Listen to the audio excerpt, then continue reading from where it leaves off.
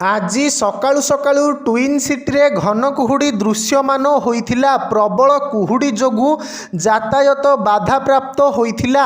ଅନେକ ସ୍ଥାନରେ ରାତି ତାପମାତ୍ରା 10 ଡିଗ୍ରୀ ଉପରେ ରହିଥିବା ବେଳେ ଦିନ ତାପମାତ୍ରା 33 ଡିଗ୍ରୀ ଉପରେ ରହିଥିବା ରେକର୍ଡ କରାଯାଇଛି। ତେବେ ଆସନ୍ତା 4ରୁ 5 ଦିନ ଯାଏଁ ରାଜ୍ୟରେ ସର୍ବନିମ୍ନ ତାପମାତ୍ରାରେ ବିଶେଷ ପରିବର୍ତ୍ତନ ହେବ ନାହିଁ ବୋଲି ଭୁବନେଶ୍ୱର ପାଣିପାଗ କେନ୍ଦ୍ର ପକ୍ଷରୁ ସୂଚନା ଦିଆଯାଇଛି।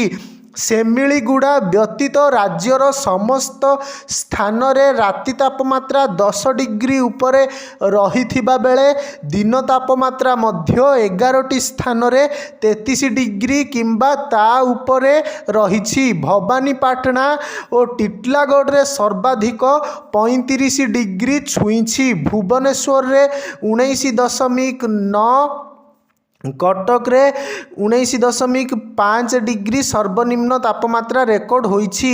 ପାରଳାଖେମୁଣ୍ଡି ଓ ମାଲକାନଗିରିରେ ଦିନରେ 34 ଡିଗ୍ରୀ ଲେଖାଏଁ, ଭୁବନେଶ୍ୱରରେ ସର୍ବୋଚ୍ଚ 33 ଡିଗ୍ରୀ ଏବଂ କଟକରେ ସର୍ବୋଚ୍ଚ 32.5 ଡିଗ୍ରୀ ତାପମାତ୍ରା ରେକର୍ଡ ହୋଇଛି। ସେପଟେ କଟକ ଓ ଭୁବନେଶ୍ୱରରେ ଘନ କୁହୁଡ଼ି ଦୃଶ୍ୟମାନ ମଧ୍ୟ ହୋଇଛି। ପ୍ରବଳ କୁହୁଡ଼ି ଯୋଗୁଁ ଯାତାୟାତରେ ବାଧା ଉପୁଜିଛି। ଶନିବାର ଉତ୍ତର ଓଡ଼ିଶା, ନୂଆପଡ଼ା, ବଲାଙ୍ଗୀର, ସୁବର୍ଣ୍ଣପୁର ଓ ବୌଦ୍ଧରେ ହାଲୁକା କିମ୍ବା ଘଡ଼ଘଡ଼ି ସହ ବର୍ଷା ହେବାର ସମ୍ଭାବନା ରହିଛି।